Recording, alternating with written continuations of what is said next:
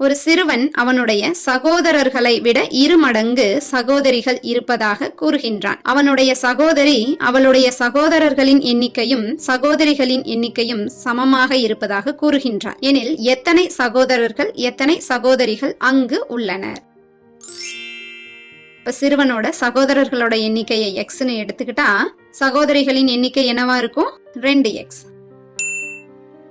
அவளோட சகோதரர்களின் எண்ணிக்கை அப்படின்னு வரும்போது சிறுவனையும் கணக்குல எடுத்துக்கிறதுனால நாம x+1 எடுத்திருக்கோம். சகோதரிகளின் எண்ணிக்கையை குறிப்பிடும் பொழுது பாத்தீங்கன்னா அவளை சேர்க்காம சொல்றதுனால 2x - 1 அப்படின்னு எடுத்திருக்கோம். இப்ப இந்த 3 மற்றும் 2 சமப்படுத்துங்க.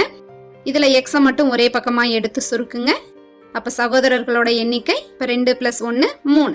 சகோதரிகளோட எண்ணிக்கையை நாம 2 × 2 4.